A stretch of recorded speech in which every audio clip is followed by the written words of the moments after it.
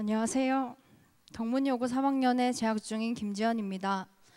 오늘 하나님과의 만남을 간증하기 위해 이 자리에 섰습니다. 저는 원래 중학교 때부터 교회를 다녔지만 잘 나오지 않았습니다. 믿음도 없었을 뿐더러 목사님의 설교에 공감하지도 못했고 교회에 가는 것보다 놀기를 더 좋아했습니다. 모태신앙도 아니었고 그렇다고 누가 하나 오라고 하는 사람도 없었습니다. 중학교 시절에는 친구들이 저를 무서워했습니다. 까칠하고 직설적인 성격 탓에 다른 친구들에게 상처도 줬고 울리기도 많이 울렸습니다. 10대 초중반이라는 어린 나이에 어른들처럼 노는 것이 재밌었고 그렇게 술과 욕에 물들었었습니다. 그래도 다행히 안전한 성적으로 인문계 고등학교에 진학하게 되었지만 낯선 환경에 적응하지 못하고 무기력감에 빠지기 시작했습니다. 공부에 흥미도 없고 특별히 잘하는 것도 없고 그렇다고 말이 통하는 친구가 있는 것도 아니었습니다. 많은 고민이 생겼지만 사람을 믿지 않는 저에게 친한 친구에게라도 고민을 털어놓는 일은 없었습니다. 그렇게 시간이 지날수록 저는 더 깊은 삶의 회의감이 들었고 중학교 시절 때보다 더 세상으로 나가 놀았습니다. 밤새도록 놀아도 다시 찾아오는 회의감에 마음의 병은 더 심해져만 갔고 어느 순간부터 몸이 아프기 시작했습니다. 병원을 갈 때마다 스트레스성이다라는 진단뿐 특별한 약조차 없었습니다. 나중에는 이유 없이 일주일에 5kg가 빠졌고 입원을 하기도 하고 갑자기 쓰러지기도 했습니다. 그러던 어느 날 교회에 가게 되었습니다. 그런데 그날 목사님께서 제 이야기를 알고 있다는 듯이 설교를 하셨고 이상한 기분에 그 다음 주에도 나오게 되었는데 또 목사님께서 제 이야기를 하신 것만 같았습니다. 그렇게 5번을 확인하듯이 가게 되었고 몸은 서서히 낫게 되었습니다. 나중엔 제 발로 철야 예배에 갔는데 담임 목사님의 말씀이 제 고민 문제의 답을 읽어주듯이 모든 말씀이 제 이야기였습니다. 그날 저는 내 기도를 하나님이 들어주시고 해결해 주시는구나라는 깨달음과 믿음으로 신앙생활을 시작하였고 제일 뒤에 앉았던 저는 매달 2번째 줄에 앉기 시작했습니다. 그 후로 목사님이 설교를 하실 때마다 눈물이 왈칵 쏟아졌고 기도할 때는 하염없이 울며 기도하게 되었습니다. 그러던 어느 날 목사님께서 가정을 위해 기도하자, 친구를 위해 기도하자라는 말씀에 저는 더 구체적이고 깊이 있게 기도하였습니다. 가족들이 교회를 다니게 해주세요. 제 친구 누구누구가 저와 함께 교회를 다니게 해주세요라고 했습니다. 이 기도를 잊고 있었는데 2주 뒤에 어느 날 어머니가 문득 저에게 엄마 내일부터 교회 간다라고 하셨습니다. 순간 저는 아무 말도 하지 못했지만 마음속엔 문득 나의 부르짖음에 하나님께서 응답해 주셨구나라는 느낌을 받았습니다. 이 일이 있고 며칠이 지나 제가 기도한 친구가 갑자기 나 너네 교회 갈게 라는 말을 시작으로 친구와 저는 믿음으로 함께하는 사이가 되었습니다. 회개를 시작으로 지금의 저는 저를 무서워했던 친구들과 이제는 친한 친구 사이가 될 정도로 성격이 부드러워지고 학교 생활에도 잘 적응하며 세상의 나쁜 것들과 단절한 채 하나님만을 바라보고 있습니다. 하나님은 몸의 병과 마음의 병이 들고 의지할 곳 없이 세상을 떠도는 제가 하나님을 향한 부르짖음에 치유와 믿음의 친구를 주시고 제 기도를 항상 들으시고 응답하시며 하나님의 자녀에게 한없는 사랑을 주시는 분입니다. 이상 들어주셔서 감사합니다. 아멘. 기말이라서 많이 피곤하시죠? 힘들죠? 아이고야, 벌써 친 친구들도 있고 이번 주부터 이제 본격적으로 많은 학교들이 이제 시험을 치게 되는데 피곤하시겠죠? 사실은 저도 시험 치고 왔어요. 지난주에 월요일 날 전사님 이제 시험이 있어서 강도사 고시가 있었어요. 그래가지고 서울에 올라가서 월요일 날 올라가서 화요일 날 치고 그리고 그 다음 날 내려왔어요. 그래가지고 합격했어요. 그냥 합격 소식을 전한다기보다는 사실은 시험이 끝날 줄 알았어요. 고등학교가 지나면 시험이라는 게 없어질 줄 알았어요. 그런데 웬걸 대학교 가니까 시험 또 있네. 그럼 대학교 지나면 이제 시험이 끝났을까? 아니에요. 대학원에 가서도 시험은 늘 있었어요. 이럴 때 지혜로운 거는요, 내 안에 그냥 이 시험을 어떻게 이기고 나갈까, 시험은 피곤한 거야, 이게 아니라 여러분 어떻게 하면 이 시험이 내게 시험으로 다가오지 않을지, 그냥 이 시험을 내가 잘 받아들일지, 여러분 안에 그런 깨달음이 필요한 거예요. 어떻게 하면 가능할까? 전사님 올라갔을 때도 너무 피곤했어요. 서울에는 비가 너무 많이 왔어요. 그래가지고 월요일 도착했는데 한 3시, 4시간 반 이렇게 올라가가지고 이제 하잖아. 그동안 한 몇 주 공부했지만 이제 마지막으로 집중력을 다해서 막 공부해야 되는데 엄청 떨리는 거야. 근데 감기가 와버렸어요. 그래서 약을 먹고 그래도 약 먹고 정신 차려서 공부해야지 했는데 도서관에 일찍 들어갔어요. 학교에 또 있으니까 들어갔는데 웬걸 이 약 기운이 이빨이 돌아가지고 10시까지 계속 도서관에 잤어요.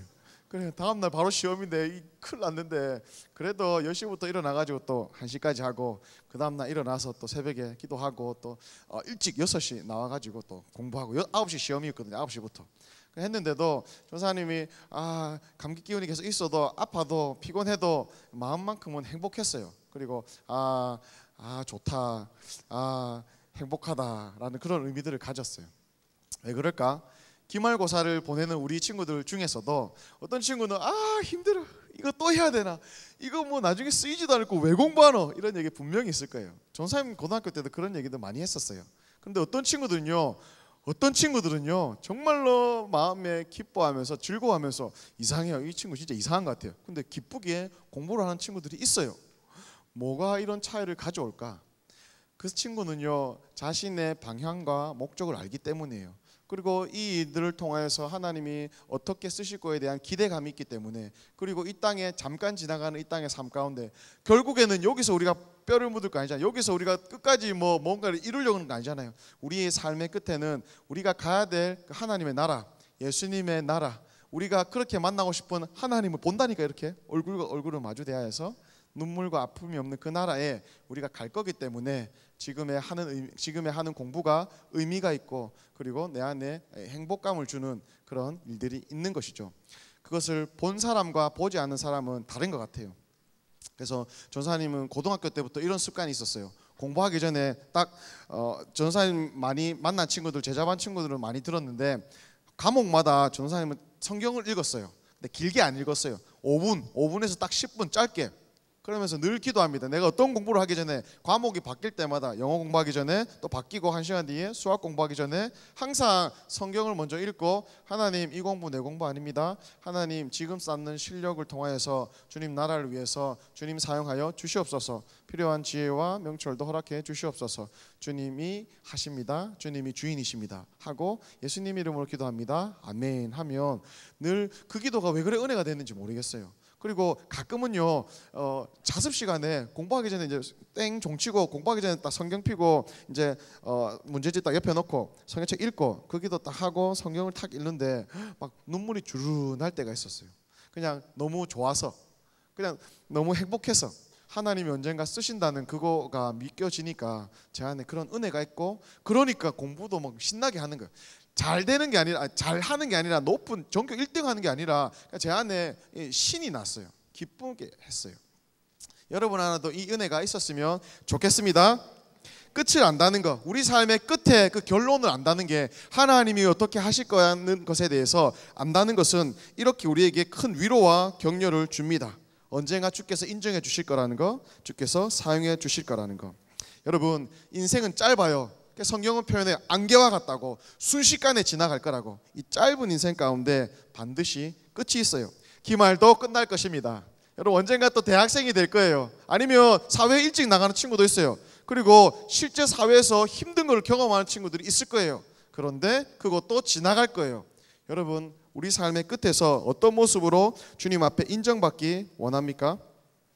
하나님을 만난다는 것, 그것을 알고 준비하고 살았던 사람은요 끝에서 칭찬이 있을 거예요. 그러나 없이 하나님 없는 것처럼, 마치 하나님은 절대로 안 만날 것처럼 그렇게 지금 눈에 보이는 것만 쫓아서 남들이 다 하는 것만 그냥 아무 생각 없이 따라서 살아갔다면 여러분 반드시 후회할 거예요. 그래서요 이 짧은 인생을 살면서 나중에 주님 앞에 나갈 거거든요. 고린도전서 3장에 이런 얘기가 있어요. 하나님 앞에 모든 사람들이 올라가요. 구원받는 사람, 교회 다니는 사람도 올라가요. 심판대 앞에 섭니다. 그런데요 여기 고린도전서에 무슨 얘기가 하냐면요, 불이 임한대요. 불이 막 지나간대요. 그런데 예수 그리스도의 터 위에서 주를 위해 살고 주를 위해 의리를 지키고 주를 위해 자기가 시간을 드리고 재능을 드리고 헌신하고 봉사했던 그런 삶을 산 사람들, 삶의 업적들을 쌓아온 사람들은요 그 불이 지나갈 때요 남아 있는데요. 그리고 이 사람들은요 주님이 착하고 충성된 종아 잘하였다, 너가 진짜 수고 많았다, 내가 너에게 상을 줄게라고 하나님이 상을 주신대요. 기뻐해 주시고 인정해 주신대요. 그런데요 어떤 종류의 사람은요 불이 훅 지나갈 때요 그냥 나는 열심히 했는데, 뭔가 엄청 노력을 많이 했는데, 이거는 주님을 위해서 했다고 생각했는데, 그런데 하나님의 불 앞에 싹 다 없어진대요. 쌍글이 없어지는 사람도 있대요. 이런 사람은 구원을 받을 때 허무함 가운데, 허망한 가운데 구원을 받을 것이라고 이렇게 성경은 얘기하고 있습니다. 여러분 삶의 끝에서 하나님을 만나는 그 순간 앞에서 여러분 칭찬받는 모습으로 서고 싶습니까? 아니면 이렇게 허망한 모습으로, 그냥 안타까운 모습으로 주님 앞에 나가기 원합니까? 오늘은요 우리 삶의 끝에 대한, 오늘 본문은요 우리 삶의 끝에 대한 이야기입니다. 로마서 2장 이야기입니다. 같이 저와 함께 읽을게요. 로마서 2장 6절부터 11절까지입니다. 로마서 2장 6절부터 11절.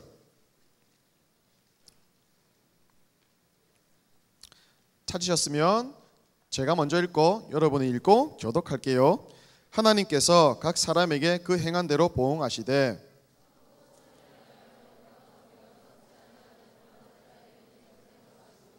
오직 당을 지어 진리를 따르지 아니하고 불의를 따르는 자에게는 진노와 분노로 하시리라.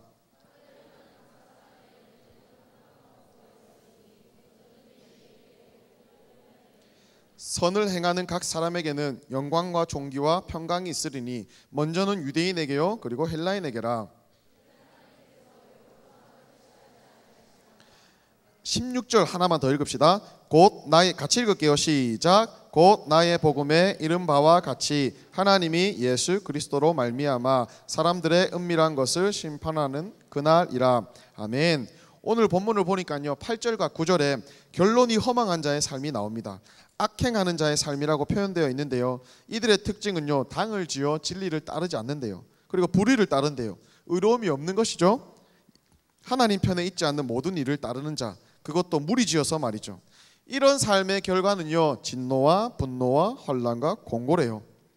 그리고 또 다른 사람이 나와요. 결론을 아는 자, 자기의 신분에 맞게 사는 자가 7절과 10절에 나옵니다. 이들의 특징은요 참는데요, 그리고 선을 행한대요. 그리고 뭐를 구하는데, 뭘 구하냐면 영광과 존귀와 썩지 않는 것을 구하는 자래요. 하나님 이런 거를 구하고 참고 선을 행하는 자의 삶 가운데 영생과 영광과 존귀와 평강을 주신대요. 세상이 아무리 뭐라 해도 예수님 말씀 듣는 것을, 따르는 것을 최우선으로 두고 살아가는 사람, 하나님의 이름이 어떻게 하면 내 삶에 높아질까를 고민하며 나아가는 사람, 그의 삶에도 주님은 영광과 존귀와 평안을 주신다고 성경은 말하고 있습니다. 결론을 아는 사람은 다른 삶을 살아요. 그리고 우리 기독교 신앙은 철저하게 그 끝을 아는 삶인 것이죠. 세상 속에서 여러분 말씀대로 살기가 솔직하게 쉽지 않아요. 성경대로 친구가 볼펜 하나 달라 했는데 볼펜 10개 주기가 힘들잖아. 볼펜 하나 달라 했으면 하나 주는 게 그래도 착한 사람이지, 맞지? 아니면 뭐 좀 도와달라 했으면 그 도와주는 것만 도와줘도, 내가 100% 줘도 착한 사람으로 인정받는데, 성경의 기준은요 아니요 더 나갔어요. 하나 달라 하는 사람에게 10개를 줘라, 5개 오리를 같이 가고자 하는 사람들에게 심리를 같이 가라, 겉옷을 달라는 사람에게는 속옷까지 벗어주라. 비유적인 모습이지만 여러분 그 정도로 더 오버해서 더 많이 헌신해서 나누고 베풀고 사랑해라요. 그러면 당장 우리 학교, 우리 반에 당장 내 뒤에 있는 짝지가 뭐라고 할까? 바보 아이가, 아니 지는 지 것도 못 챙기고 저렇게 해가 뭐 어떻게 살아가려고, 바보 아니가, 이런 얘기들을 들을 거예요. 여러분 주의 말씀을 따른다는 게, 순종한다는 게 이렇게 바보 같을 때가 있어요. 그리고 쉽지 않아요. 그리고 쉽게 타협하고 싶고 그런 유혹 가운데 에이 나도 그냥 똑같이 살아버릴래, 주일 교회만 가면 되지 뭐 굳이 그렇게까지 살아도 되냐라고 우리 스스로를 낮춰버려요. 여러분 그럼에도 불구하고 우리 삶에 그렇게 살아가야 될, 순종의 삶을 살아가야 될 유일한 이유가 있다면 이 땅의 삶이 끝이 아니기 때문이에요.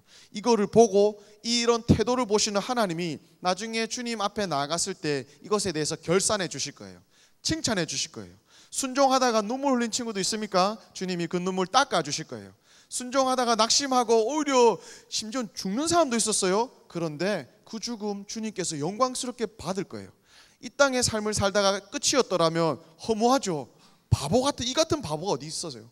그러나 이 땅의 삶이 끝이 아니라 끝이 뒤에 하나님과 만나는 새로운 시작이 우리에게는 있기 때문에 여러분 절대로 어리석은 선택이 아니에요. 그래서 내 삶의 최종 목적지를 알기 때문에 우리는 마땅히 행할 바를 행할 수 있는 것이죠. 신앙은 우리가 무엇을 보느냐의 싸움입니다. 그 결론을 기준으로 삼는 자는요, 세상을 다르게 봐요. 그리고 다르게 도전합니다. 선을 행하는 게 뭘까요? 선을 행하는 거는요, 여러분 에베소서 2장 10절 우리 삶의 목적이라고 나와 있습니다. 우리는 그가 만드신 바라 그리스도 예수 안에서 선한 일을 위하여 지으심을 받은 자니 이 일은 하나님이 전에 예비하사 우리로 그 가운데서 행하게 하려 하심이니라.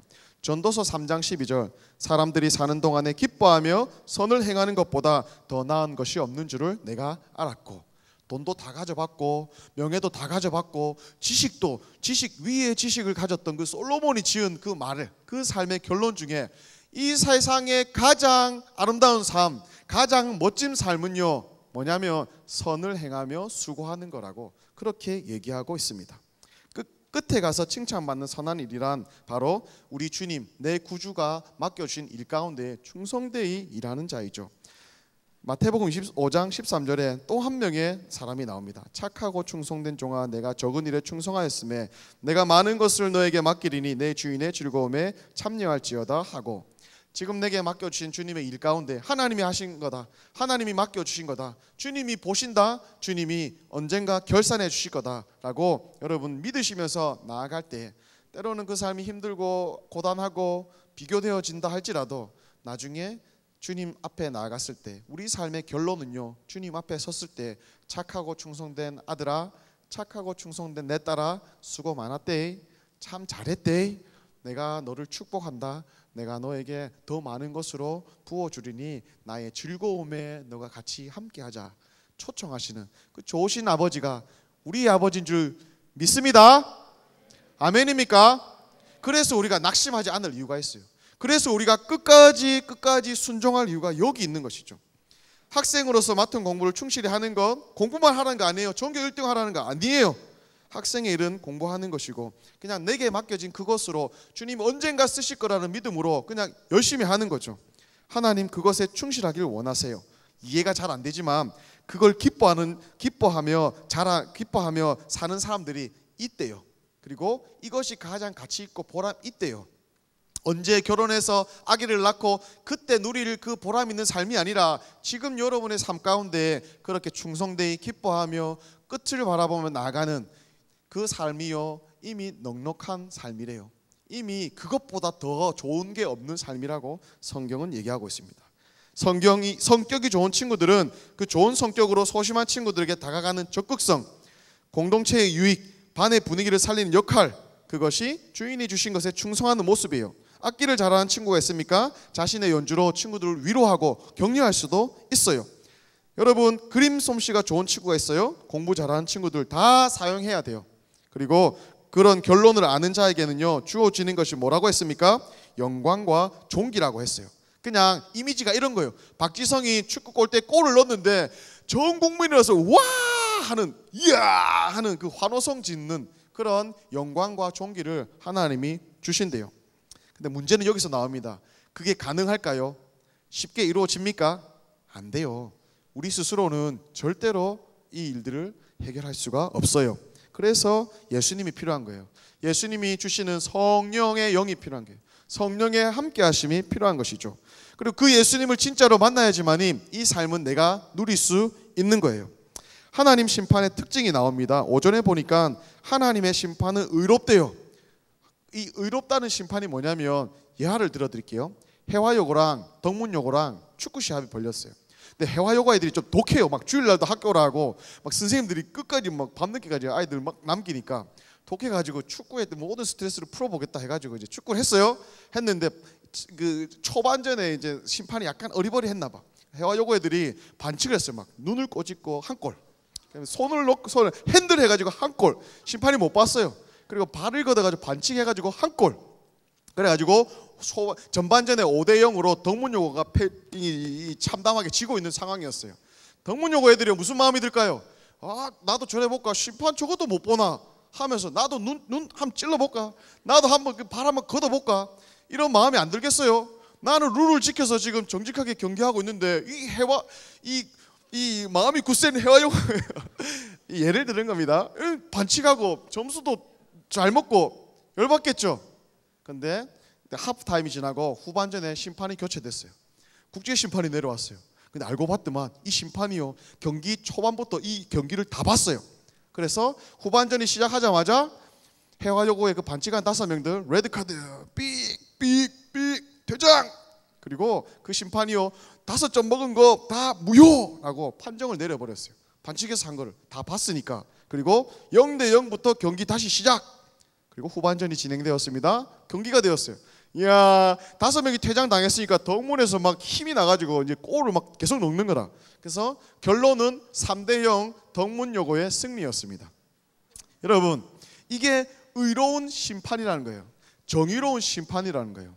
그렇기 때문에 여러분, 심판은요, 반칙하고 꼼수 부리고 아니면은 옆에서 뒤에서 막 이렇게 어쨌든 더 불리하게 자기가 수단과 방법을 안 가리고 친구를 밟고 누르려고 하는 그 사람에게는요, 여러분, 두려운 거예요.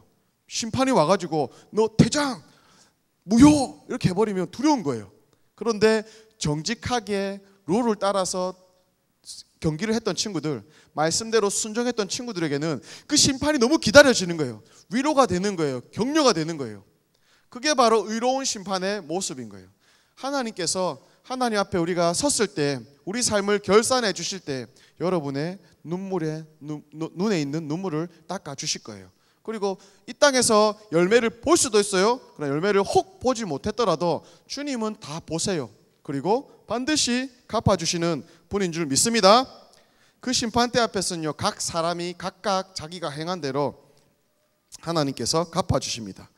6절에도 나와 있고요, 요한계시록 22장 12절에도 보라, 내가 속히 오리니 내가 줄 상이 내게 있어 각 사람에게 그가 행한 대로 갚아주리라.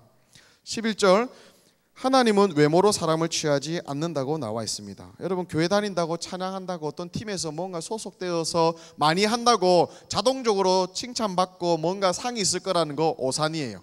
하나님 그의 겉모습 안 보세요. 마음의 중심을 하나님은 아시는 분이세요.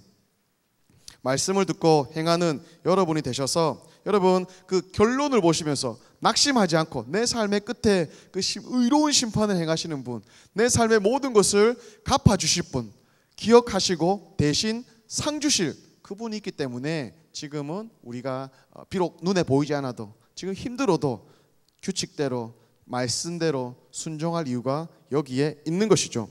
만약에 여러분, 제가 이 해화여고랑 덕문여고의 사건을 다 봤어요. 그리고 재방송으로 내일 또 한대요. 안 본 친구들이 와서 이걸 봐요.